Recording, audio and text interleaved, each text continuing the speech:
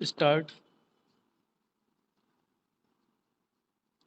महोदय, मैं यहाँ यह भी कहना चाहूँगा कि स्थिरता का अर्थ गलती से जड़ता नहीं समझ लिया जाना चाहिए। सुधारों के मूल में यह बात समझनी होती है कि परिवर्तन आवश्यक है।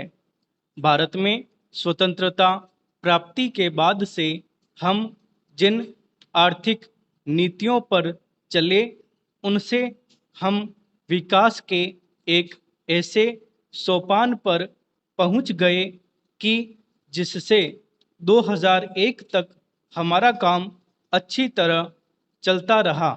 इससे पहले भी परिवर्तन की आवश्यकता अनुभव की गई थी और 80 के दशक के अंत में परिवर्तन शुरू भी किए गए थे। 1990-91 के संकट से तो इस प्रक्रिया में तेजी आ गई। अपनी पिछली नीति से हमें जो सफलताएं मिली थी, ये सुधार उसी पर आधारित थे। यदि हम 1991 में नियमनों को दूर कर सके और उदारीकरण को जारी कर सके, तो इसका कारण यह था कि प्रधानमंत्री के बुद्धिमत्तापूर्ण मार्गदर्शन में स्वतंत्रता प्राप्ति के बाद से हमारी अर्थव्यवस्था के विभिन्न क्षेत्रों ने प्रगति करके एक आंतरिक शक्ति प्राप्त कर ली थी।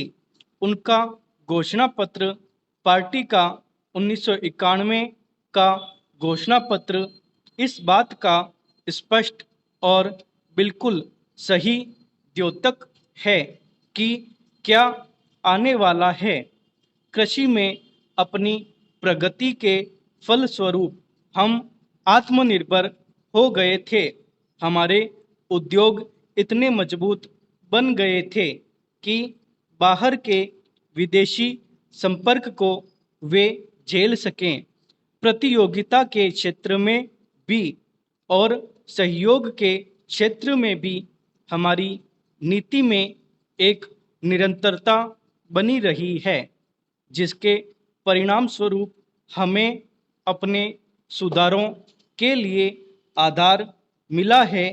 जो नई आवश्यकताएं आ रही थी और जो वास्तविकताएं सामने दिख पड़ रही थी, ये सुधार उन्हें देखते हुए किए गए थे। मुझे यह कहने में कोई संकोच नहीं कि भविष्य में भी हमारे सुधारों का सिलसिला इस बात पर निर्भर करेगा कि हमारे सामने कैसी घरेलू ज़रूरतें आ रही हैं। जैसे जैसे हम इन सुधारों पर चलते जाएंगे, तो जहाँ कहीं उनकी कमियां नज़र आएंगी, उन्हें दूर करने की चेष्टा की जाएगी। मैं सुधारों को बेहतर बनाने के लिए दिए गए सभी सुझावों का स्वागत करूंगा, चाहे वे आप सबसे मिलें, चाहे मेरे साथी राजनीतिक नेताओं से, चाहे व्यवसाय विशेषज्ञों से मिलें, चाहे जनता से। और यह सब हमारी सुधारों की नीति के अनुरूप होगा। और वास्तव में तो यह उस नीति को मजबूत बनाएगा। कभी उस नीति को परिशुद्ध करने पर जोर देकर और कभी उसमें मानव हित पर ध्यान देकर, और ये दोनों पहले दिन से ही हमारी नीति का एक भाग थे।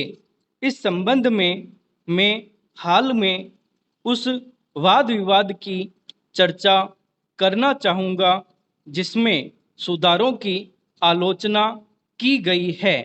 यह कहा गया है कि नई नीतियों से जनता के अपेक्षाकृत गरीब वर्गों को कोई लाभ नहीं हुआ। कॉलेज के दिनों में मैंने भी इस बात का अनुभव किया है कि दिन में एक बार खाना मिलने का क्या अर्थ होता है। इसलिए गरीबों के बारे में मेरी चिंता सचमुच वास्तविक है।